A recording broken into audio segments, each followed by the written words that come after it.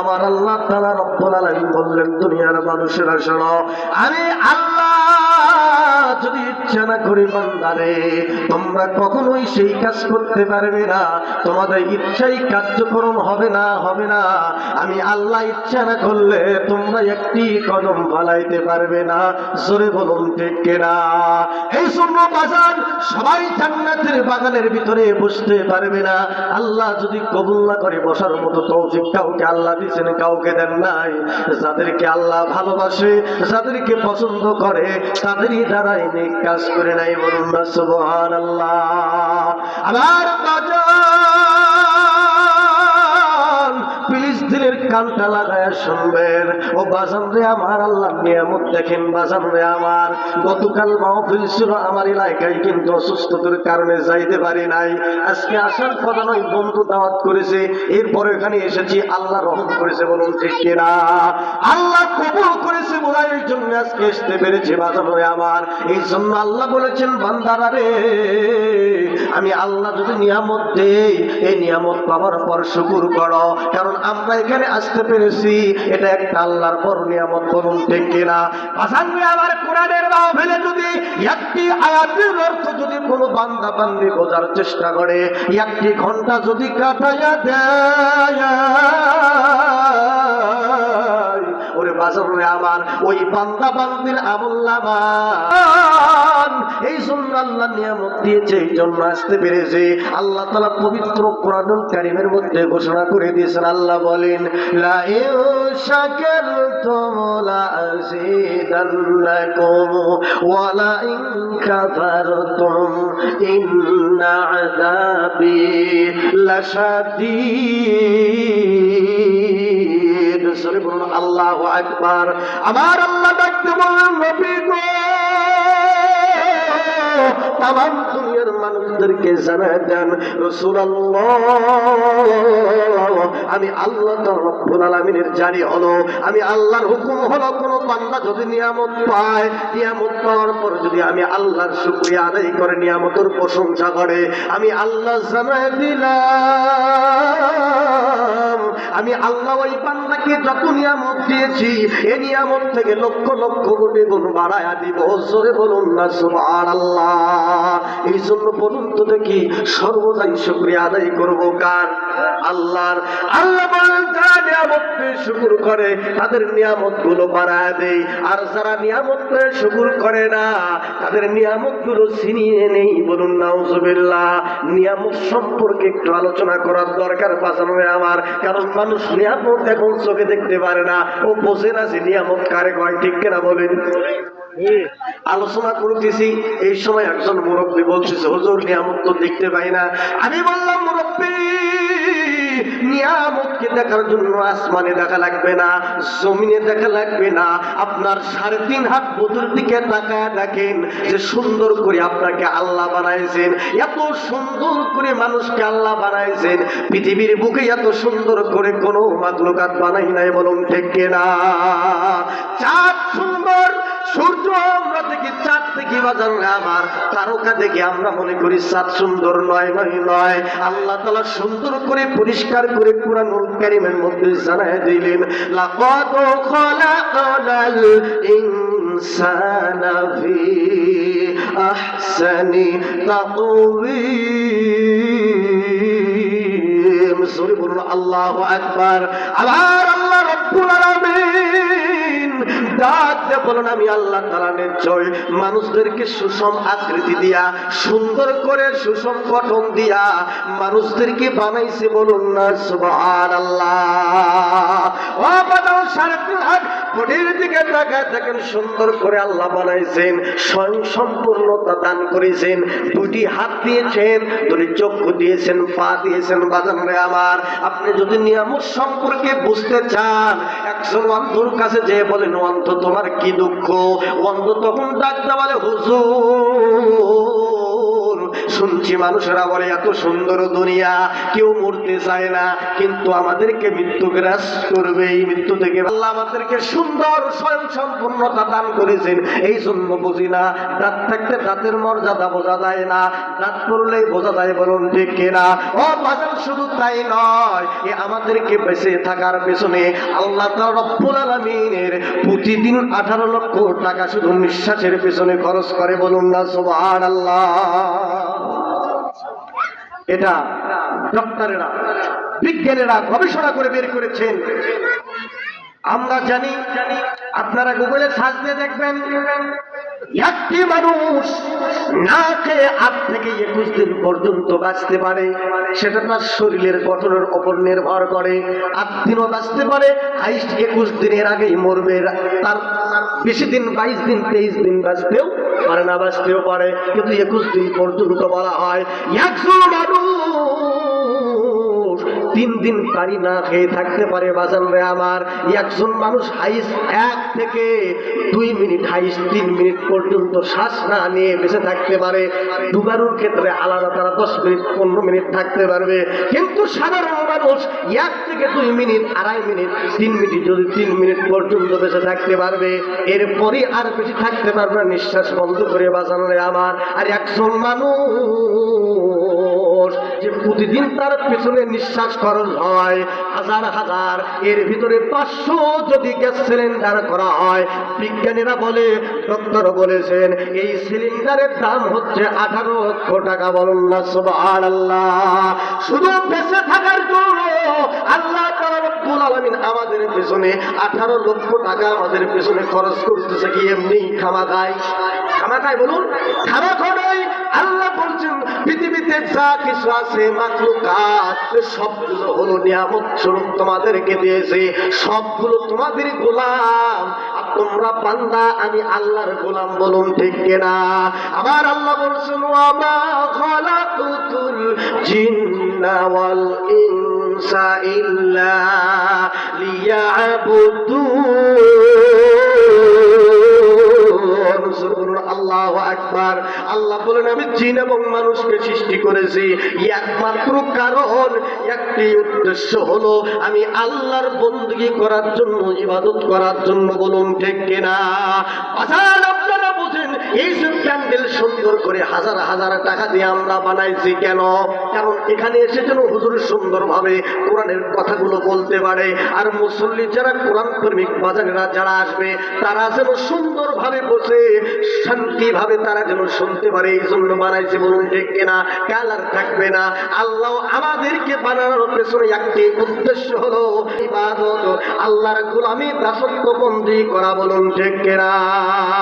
ও বাজান, আল্লাহ বলেন, লা ইন শাকারতুম লাযিদান্নাকুম, নিয়ামত পেয়ে যদি শুকর করো, আমি আল্লাহ নিয়ামত বাড়ায় দেব। আর নিয়ামত পাওয়ার পর যদি নিয়ামতের শুকর না করো, ওই নিয়ামত যতটুকু দিয়েছিলাম ও নিয়ামত আর রাখবো না, ও নিয়ামত গুলো ছিনিয়ে নিব। বলেন না নাউজুবিল্লাহ। শুধু তাই নয় বাজান রে আমার, নিয়ামতের শুকর যদি কোনো বান্দা করে, ও বাজান রে দেখেন কত নিয়ামত আমরা পেয়েছি। আল্লাহ তাআলা রব্বুল আলামিন সুন্দর করে কোরআনুল কারীমের মধ্যে জানায় দিয়েছেন, এই পৃথিবীর যদি যত সমুদ্র রয়েছে বাজারে আমার, খালবিল থেকে শুরু করে আটলান্টিক মহাসাগর পর্যন্ত যত খালবিল সমুদ্র আছে, এই সমুদ্রের পানিগুলো যদি তোমরা কালি বানাও, আর এই কালিগুলো দিয়ে যদি আমি আল্লাহর নিয়ামত লেখা শুরু করে দাও, একটা একটা লেখা যদি শুরু করে দাও, লিখতে লিখতে লিখতে লিখতে ওই কালিগুলো শেষ হয়ে যাবে। অবাজান আল্লাহর এক জায়গায় বললেন, দুনিয়াতে যত গাছপালা আছে এগুলো যদি কলম বানাও, ওই কলমগুলো দিয়ে যদি লেখা শুরু করে আমি আল্লাহর নিয়ামত, লিখতে লিখতেও কলম শেষ হয়ে যাবে। আমি আল্লাহর নিয়ামত, আমি আল্লাহর রহমত তোমরা গুনে লিখে শেষ করতে পারবে না। বলুন ঠিক কিনা? আল্লাহ বলেন, ওয়া তাউদ্দু নিমাতাল্লাহি লা তুহসুহা। আল্লাহ বলে, বান্দারে আমি আল্লাহ এত নিয়ামত দিয়েছি, কিয়ামত আগ পর্যন্ত তোমাদের 60 বছর 70 বছর নয়, কিয়ামতের আগ পর্যন্ত যদি তোমরা গোনা শুরু করে দাও, গুনতে গুনতে কিয়ামত হয়ে যাবে, আমি আল্লাহর নিয়ামত গুনে শেষ করতে পারবে না। বলুন ঠিক কিনা?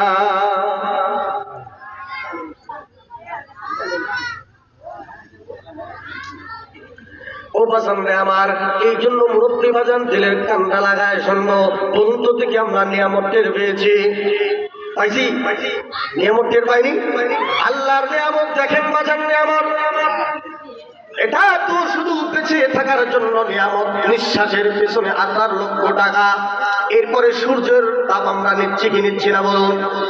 সূর্যের তাপ ছাড়া যত আমরা আবাদ করি না কেন, যদি 8 কেজি করে সার মারি না কেন আলুতে, তার বড় কাজ হবে না বলুন, ঠিক কিনা? কারণ আল্লাহর ওটি একটা নিয়ামত। কিন্তু দেখেন এই যে সূর্য তাপ দিচ্ছে, বলুন তো দেখি কোনোদিন জিব্রাইলের মাধ্যমে কি বিল দেওয়ার জন্য পাঠাইছিল? পাঠাইছে? পাঠায় নাই। অথচ কারেন্ট বিল যদি 1 মাস 2 মাস 3 মাস হয়ে যায়, তখন কারেন্টের লাইন এসে কেটে যায় যদি টাকা না দেওয়া হয়, বলুন ঠিক কিনা? আল্লাহর নিয়ামত বাঁচান রে আমার বাঁচান। আমরা হলাম মুসলমান, 1 নম্বর নিয়ামত আমরা হলাম মুসলমান। কারণ বাঁচান রে আমার, আমরা মুসলমান, আমাদেরকে আল্লাহ তাআলা রব্বুল আলামিন নিজেই নাম দিয়েছেন মুসলমান।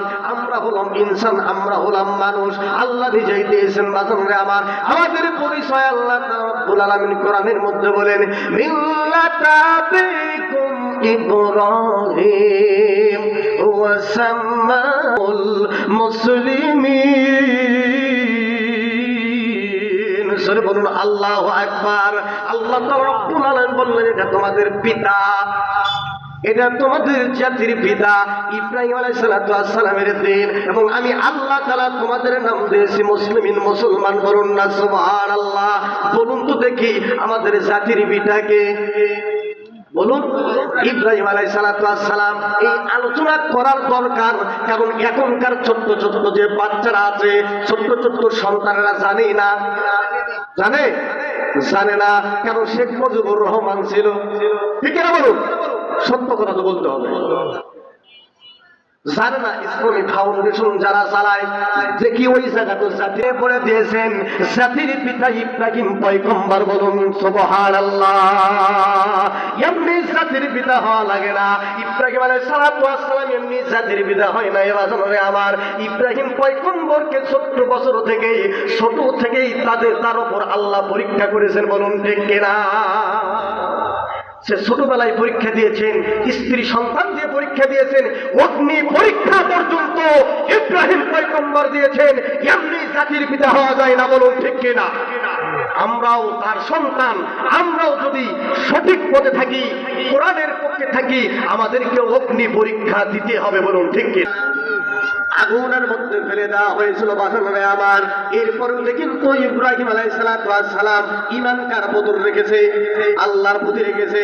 তাওয়াক্কুল করেছেন কার প্রতি? আল্লাহর প্রতি। ইব্রাহিম আলাইহিস সালাম জিব্রাইল এসে বলেছেন, ওগো পয়গম্বর, একটা বার বলুন, আমার 600 পাখা আছে, এই পাখা দিয়ে যদি আমি একটা ধাপ দেই, এই পাখা দিয়ে একটা বাতাস করলে আগুনগুলো নিভে যাবে। আল্লাহর পয়গম্বর ইব্রাহিম আলাইহিস সালাম বলেছেন, না, আমি এমন আল্লাহর ইবাদত করি না সে আল্লাহ আমাকে দেখতেছে না।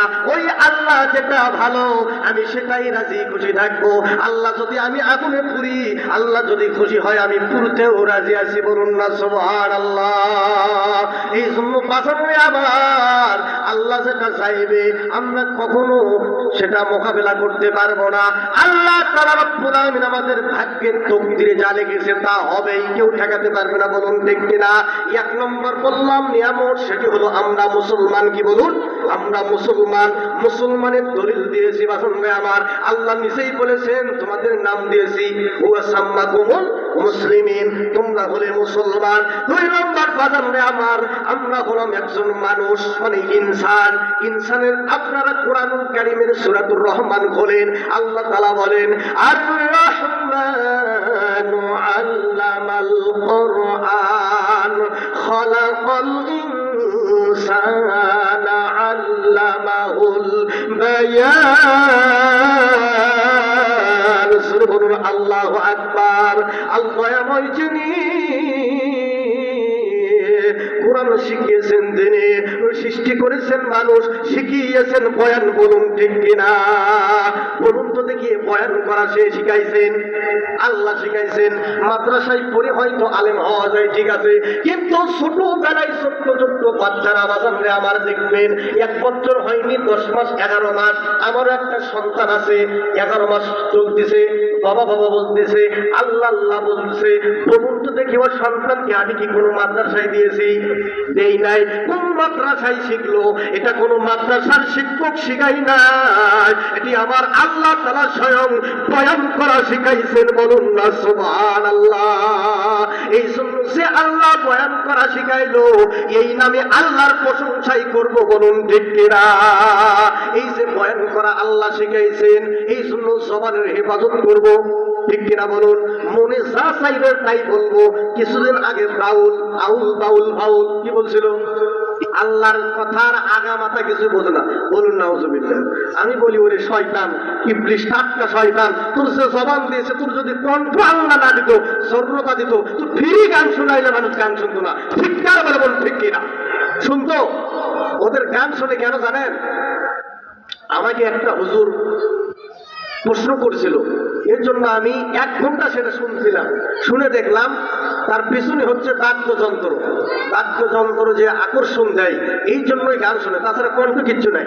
কিন্তু তোমাকে আল্লাহ সুন্দর কণ্ঠ দিয়েছেন, তুমি আল্লাহর বিরোধিতা করতেছো, আল্লাহর কথা বোঝো না, আল্লাহর মুখ না হোক, নাউজুবিল্লাহ, কি বলে না বলে, এদেরকে ফাঁসিয়ে দেওয়া উচিত। বলুন ঠিক কিনা? ইসলাম যদি কায়েম থাকতো, ক্লিয়ার করে দিচ্ছি আপনাদেরকে, 3 প্রকার মানুষকে দুনিয়ার বুকে 3টি পাপ করলে এদের বাঁচার কোনো আর অধিকার থাকে না।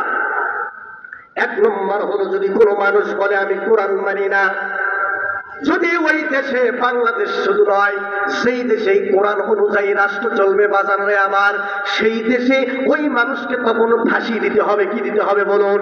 কিন্তু এখান থেকে উপাচার একটি উপায় আছে, ভালো করে বোঝার চেষ্টা করেন। যদি যে যখন ফাঁসির মঞ্চে, তার যখন গলায় ফাঁসির রশিটা ঝোলানো হয়েছে, আর সে যদি ভুল স্বীকার করে, যদি বলে না আমি ভুল করেছি, আমি মাপ চাচ্ছি, তাহলে তাকে মাপ করা যাবে। কি করা যাবে বলুন? মাপ করে দেওয়া যাবে। 2 নম্বর বাজারে আমার, কোন মানুষ যদি জিনা করে, কি করে? জিনা যদি করে, কোন বান্দা যদি বিবাহের আগে জিনা করে, 80টা দোররা মারতে হয়। কয়টি দোররা মারতে হয় বলুন? 80টা দোররা মারতে হয়। সে যদি বেঁচে থাকে তারপরেও মারতে হবে, মারা গেলেও মারতে হবে। বলুন ঠিক কিনা? ওমর রাদিয়াল্লাহু তাআলা আনহু ওনার সন্তানকে মেরেছিলেন বাজারে আমার, 80টা মারার আগেই মৃত্যুবরণ করেছিলেন। এরপরেও কবরের ওপর যায় বাচ্চাদিগুলো আঘাত করেছেন। বলুন না আল্লাহু আকবার। কোরআন দিয়ে যখন সমাজ চলবে, রাষ্ট্র চলবে বাজারে আমার, কোরআন অনুযায়ী যদি বাদশার ছেলে, রাষ্ট্রপতির ছেলেও যদি জিনা করে, তাকেও দুনিয়া থেকে বিদায় করে দিতে হবে। এই বিধানটি কে দিয়েছেন? আল্লাহ। কোরআনে আল্লাহ বলেছেন, ঠিক কিনা বলুন? যদি যুবক অবস্থায় জিনা করে 80টা ব্যাগ, এরপরে যদি সে বিবাহর পরে যদি সে জিনা করে, তার একমাত্র উপায় হচ্ছে তাকে দুনিয়া থেকে বিদায় করে দিতে হবে। গলা পর্যন্ত গর্ত করে তাকে পাথর মারতে হবে, ততক্ষণ সে মারা যায়নি যতক্ষণ। বলুন ঠিক কিনা? বাঁচার উপায় নাই। যতক্ষণ পর্যন্ত সে মারা যায় নাই, ততক্ষণ পর্যন্ত তাকে পাথর মারতেই হবে। কার হুকুম বলুন? আল্লাহর হুকুম। তাহলে বসেন, এই যে জিনা, জিনা আমাদের সমাজে আছে না নাই? প্রকাশ্য যদি না থাকে, সুদ, জিনা কি জিনা না? সুদ। আল্লাহ তাআলা রব্বুল আলামিন বলেছেন সুদ। দেখেন, জিনা করা আর সুদ খাওয়া আপনার পার্থক্য ভালো করে বুঝে নেওয়ার চেষ্টা করেন। 1টি টাকা যদি কেউ সুদ খায়, ৭৪ বার সবচাইতে নিম্ন স্তরের পাপ হলো নিজের জন্মদাতা জনমদুখিনী মায়ের সাথে জিনা করে। বলেন নাউজুবিল্লাহ। 1টি টাকা যদি কেউ সুদ খায়, কত বড় কথা, কত বড় গুনাহ, সর্বনিম্ন স্তরে। এর উপর তো আরো আছে।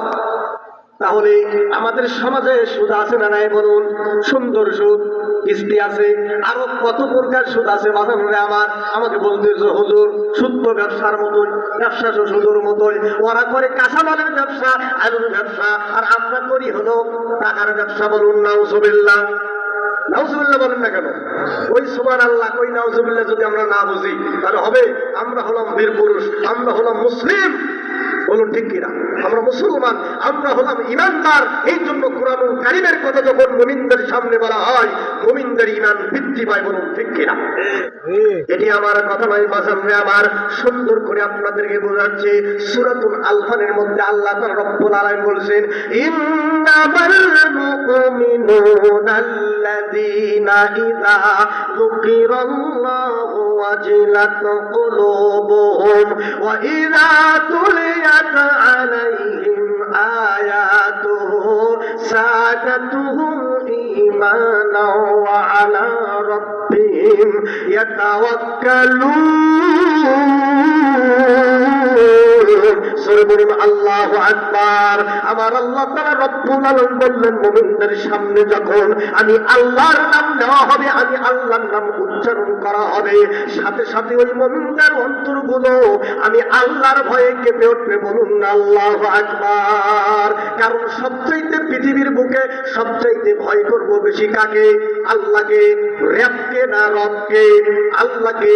আল্লাহকে যদি আমরা ভয় করি, তাহলে যে বান্দা আল্লাহকে পূর্ণাঙ্গ ভাবে ভয় করবে, মসজিদে যে আল্লাহ, জমিনে সে আল্লাহ। ঠিক কিনা বলুন?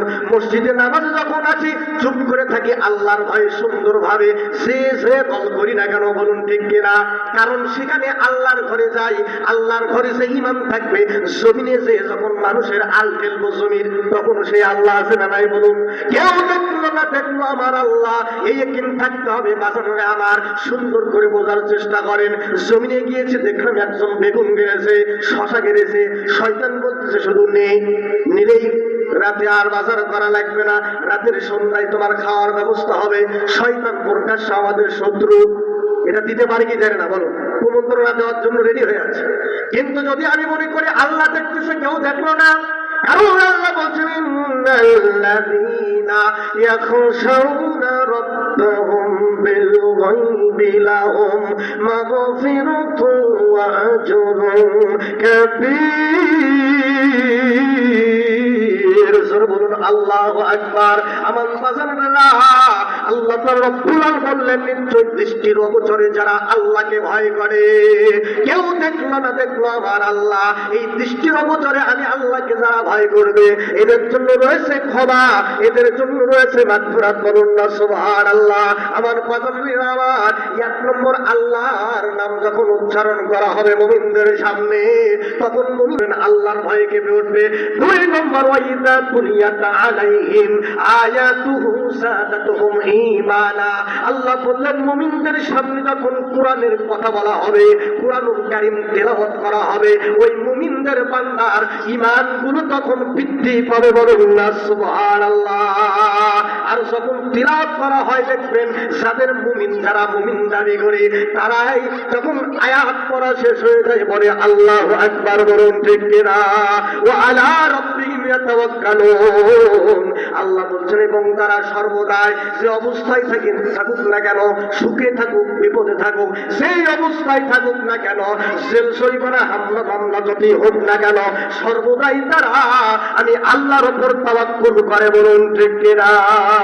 সে তাওয়াক্কুল করেছিলেন ইব্রাহিম আলাইহিস সালাতু ওয়াস সালাম, আগুনের ভিতরে পড়েও। ঠিক কিনা বলুন? তিনি আমাদের জাতির পিতা, তিনি যদি অগ্নি পরীক্ষা দিয়েছেন, মুহাম্মদ সাল্লাল্লাহু আলাইহি সাল্লামকে আঘাত করা হয়েছে। বাজারে আমার, এই যে মাসটি যে আমরা আজকে এখানে আলোচনা শুনতে এসেছি, এটা কি মাস বলুন? রজব মাস। এই মাসটিতে সামনে শুক্রবার মনে হয় হবে দিবাগত রাত্রে সবে মেরাজ। এই মেরাজ কেন হয়েছিল? পিছনে অনেক লম্বা কাহিনী, বলা যাবে না, সংক্ষিপ্ত ভাবে বলতে যাই। বাজারে আমার, রাসূল কারীম সাল্লাল্লাহু আলাইহি সাল্লামকে এতটা আঘাত করা হয়েছিল, ভালো করে বোঝার চেষ্টা করুন। আমরা বন্ধু বানাই সাধারণ মানুষ, যে বন্ধু স্বার্থপর, এমন বন্ধু আমাদের মাঝে আছে না নাই? টাকা যতদিন আছে, টাকা আছে যতদিন, ওই বন্ধু পেছনে ঘরে ততদিন। বলুন ঠিক কিনা? টাকা নাই, বন্ধুকে সব পর্যন্ত করে ফেলে। বলুন ঠিক কিনা? কিন্তু বাজারে আমার, আল্লাহ তাআলা বলেছেন, বন্ধু তোমরা যদি বানাও, সেরকম বন্ধু বানাবা যারা নামাজি, যারা মুত্তাকি, যারা ঈমানদার। আল্লাহ বলছেন, ইয়া আইয়ুহাল্লাযীনা আমানু তাকুল্লাহা ওয়া কুনু মা'আস সাদিকিন। আকবার। আমার বাজানরে আমার, আল্লাহ বলেন ও হে যারা ঈমান এনেছো ঈমানদারেরা, তোমরা আমি আল্লাহকে ভয় করো। কাকে ভয় করো? আল্লাহকে ভয় করো। ওয়া কুনু মা'আস সাদিকিন, এবং তোমরা সত্যবাদীদের সাথে থাকো, সত্যবাদীদেরকে বন্ধু বানাও। কথা ঠিক। কারণ